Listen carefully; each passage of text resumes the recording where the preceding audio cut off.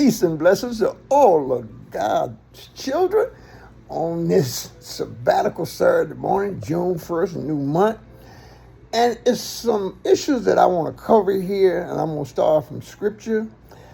In Numbers chapter 22, there's a little narrative that goes on about a prophet. The prophet's name is Balaam.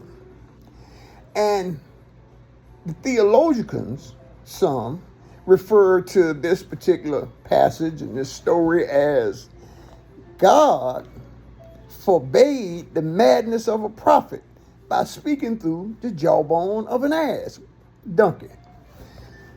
Here's the point that I'm trying to make here. As I touched on in some of my previous videos, the supernatural, matters of the spirit, is not bound nor is it measured by those physical measurements like rulers, tachometers, survey. You know what I'm saying? The supernatural is not the natural. Scripture teaches us over and over again we should worship God in spirit.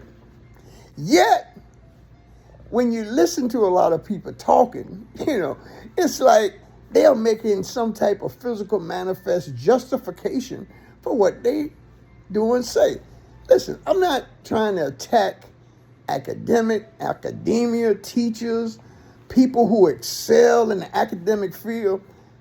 But when I speak of creative intelligence doesn't need books, doesn't need measurements, doesn't need sciences. Creative intelligence is used through observation. I know you say, no, you ain't got to go to Harvard and Yale. All you got to do is be conscious, be aware of the things and have the right tools to comprehend. Now back to the story about Balaam. I'm going to give you a brief synopsis. I read from the King James Version because I find that that's where a lot of us, got problems. The wording, I get it. Every person has a right to pursue or search the scriptures. But I will make a notation here. When you read these scriptures, you have to see yourself in them. I don't care if you don't find something to connect with in these scriptures, you're just communicating. It's a difference in communicating and connecting with people. Matters of the spirit requires connection. Creative intelligence enables us to be problem solvers, where academic knowledge has a tendency, now I don't know about the intent, I'm just saying it has a tendency for us to have more problems than we start off with.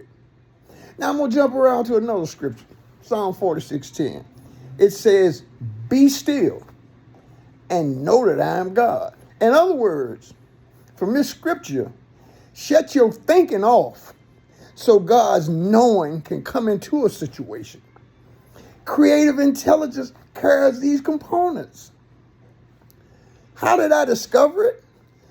Let's just say I was placed in a situation. Now, this is my personal testimony. Yours, everybody's got your story is your glory. But mine was, I had everything taken from me. Everything. Not only was I in prison, I was in prison still cutting up. I probably committed more crimes in prison than people do on the street. But that's neither here nor there. No, I'm not saying I'm some clever whiz kid or something like that. I did it because of my own personal perceived self-interest. Self-interest is covered or masked or camouflaged by a lot of people. Oh, I just come to check on you. You just come in here to check out my house so you send somebody around and break it in. Oh, it goes on ad nauseum. But here's my point. Balaam was given a commission by God.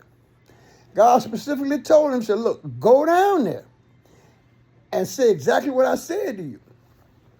Balaam had some issues with that, so much to the point that the little donkey he rode on, the ass, God had to use the donkey to try to get some sense into him. And it went something like this. The donkey, who God had placed his hand on and anointed him, rather than going out, he kept running into the wall because the donkey had a vision. He could see a Malik, angel, as we call it. The word comes from the Hebrew word Malik, which means messenger, standing at the end of the alleyway with a sword.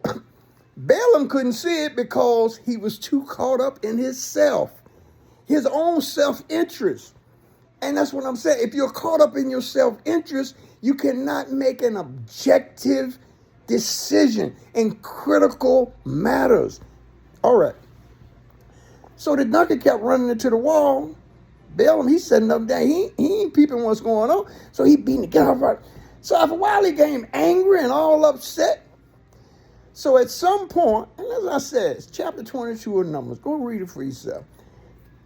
God opened Balaam's eyes and he could see the Malik standing down there with the sword. And the conversation went something like this. Surely if you had kept beating your ass, I would have took your head. Hold up now. Wait a minute. I ain't going gangster in this. I'm just saying. No negotiation, no nothing like either you're going to do right or you ain't going to do right. God showed favor and mercy and opened his eyes. Now, here's the more interesting thing. I have been so angry in life that it was some things happening that anybody in their right mind would say, oh, wait a minute. Huh? Donkey talking to me? Wait a minute, something got to be going on here. Something never even crossed Balaam's mind. We become so obsessed with things that we overlook some of the most crucial things that's going on. God is with us, walks with us, talks with us, and everything, but you got to listen. See, there's a cost to wisdom. You must pay attention. You got to pay attention. No, it ain't dollars and gold or nothing like this. We're talking about the spiritual comprehension of a thing. Because this narrative I'm telling you about Balaam, let's go to our lives. How many times have we been winning a certain situation, got all the chips in our favor, but bring the wrong energy? Because we don't read in a 360 degree, we go on a straight line. I'm going from right here to right there. And that's how we become manipulated in our educational pursuits and our relationships. And by the way, on TikTok, let me do a disclaimer here. It's a lot of you young women out there talking about, look, miss me with that. If you ain't on here trying to elevate yourself or whatever, I say, I ain't on here for likes and all this right here. I got family members.